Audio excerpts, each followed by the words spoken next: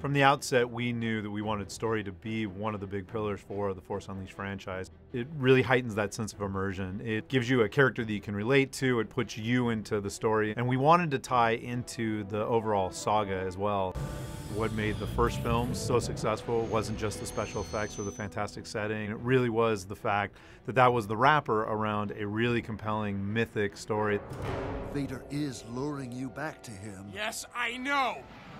When The Force Unleashed released, we were very excited that the story got accolades and awards, and we really took that seriously and evolved the story for The Force Unleashed 2.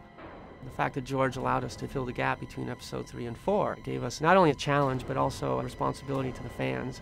So the story that fits between Episode 3 and 4 has to make sense. It is a time period that hasn't been very well defined in the past. Darth Vader is hunting down the last of the Jedi, the Rebel Alliance is really fledgling, and the Empire is really locking down control of the whole galaxy. Force Unleashed 1 ended where the Secret Apprentice saved the rebellion by sacrificing himself, and we thought that was a great place to take off. The big question now has become, how did that happen? The story for The Force Unleashed 2 really evolved. It became a lot darker, a lot grittier, and most importantly to me, a lot more personal. And we decided to allow the apprentice to grow up and to become much more self-aware. And he went from being Secret Apprentice to somebody that we actually call a name, Starkiller. He's actually a person. And he introspectively is trying to figure out why he keeps doing what he's told, and actually decides that maybe he shouldn't be doing what he's told. He should actually go out there and pursue his own identity and figure out who he is.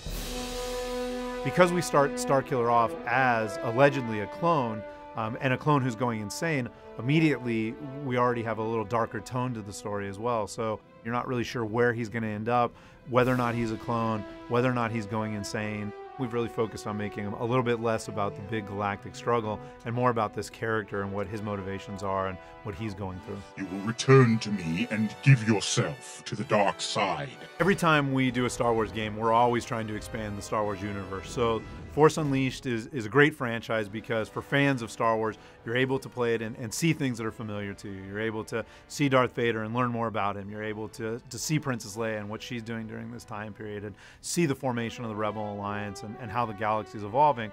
But because we're always expanding everything and adding new things, you also get to encounter new characters. So Starkiller has evolved and become, a hero in his own right.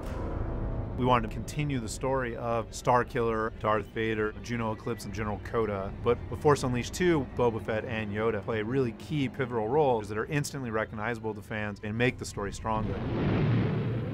What's really cool about that is that it resonates to some of the things that you might remember for The Empire Strikes Back, where, for example, Luke was trying to figure out his self-identity, and he goes to Dagobah and meets the incredible Yoda. I'm looking for someone.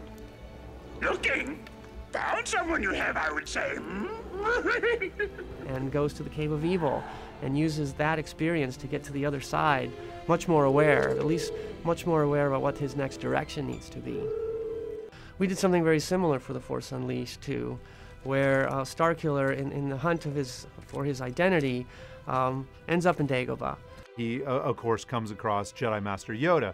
However, he doesn't know who Yoda is. Yoda is just this kind of creature that he discovers guarding what we call the Cave of Evil, this place of immense power on Dagobah, where Luke Skywalker had his vision of Darth Vader in Empire Strikes Back. Something lost.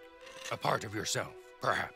Yoda kind of helps Starkiller figure out the next steps in his journey, really encourages him to go into the Cave of Evil and have a vision of his own in order to continue on his journey and figure out where Juno Eclipse might be. Early in the story process, one of the designers suggested, well, what if Boba Fett tried to spirit Juno Eclipse away? We know from a lot of the expanded universe that Boba Fett has been working for the Empire, and it made sense that Vader would hire somebody like Boba Fett to help him track down Starkiller. Boba Fett plays a key part in making sure that somehow Darth Vader gets to find Starkiller again. One of our mantras has been familiar but new. We really want to put elements into the game that feel familiar, but put a new spin on them or introduce things in a new way. I think that as a very young medium, we really haven't scratched the surface in terms of the types of stories we can tell and how different those stories can be from things like film or novels, and that's really exciting too. So I'm really glad that we're constantly focused on telling new stories and finding new ways to tell those stories too.